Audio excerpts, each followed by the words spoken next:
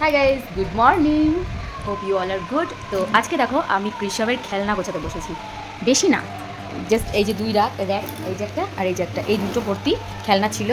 আর খুব বেশি খেলনা এখানে নেই। দেখো এই যে হচ্ছে ওর খেলনা, ঠিক আছে, যেগুলো আমি আমি এতটাই ধৈর্যশীল, মানে এই খেলনাগুলোকে আমি এখন গোছাতে বসেছি। ঠিক আছে, দেখো অবস্থা। ঠিক আছে, মাত্র এই কটা খেলনা। তোমাদের কার কার বাচ্চাদের মাত্র এই কটা খেলনা, সেগুলো একটু দেখিও। হ্যাঁ, সেগুলো একটু আমাকে কমেন্টে জানিও কাদের কাদের আমার মতো অবস্থা আছে। ঠিক আছে, এই যে হচ্ছে খেলনা,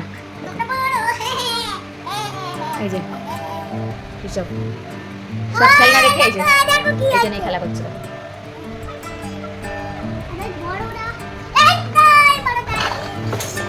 তো ভাই এত খেলনা, মানে এত না, মানে এই কটা খেলনা আমি এখন গোছাই। আর তোমরা সবাই কমেন্টে জানিও তোমাদের কার কার বেবি মাত্র এই কটা খেলনা আছে। হ্যাঁ, আমার বেবি কিন্তু মাত্র এই কটাই খেলনা। হ্যাঁ, ঠিক ঠিক, খুব ভালো আছি, খুব ভালো আছি, আমি খুব ভালো আছি। আমি এত খেলনা গোছাচ্ছি, খুব ভালো আছি।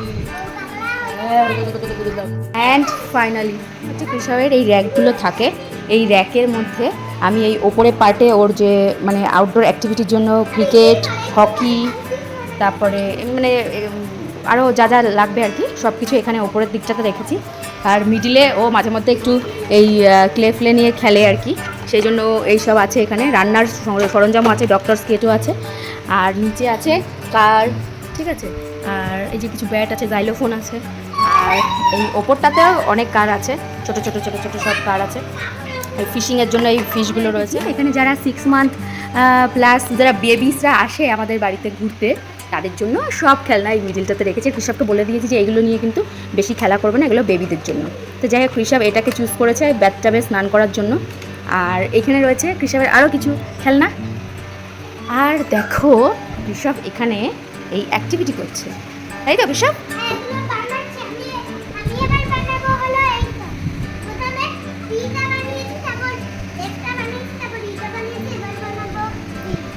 ওকে, বানাও। আর এইখানে কৃষকের সব রাইডসগুলো রয়েছে, দেখো যে সাইকেল, স্কুটার, পুস্কার, বাইক, সব কৃষক নিজের হাতে এরকম করে সাজিয়ে রেখেছে, দেখেছো? আর এখানে রয়েছে হেলমেটস।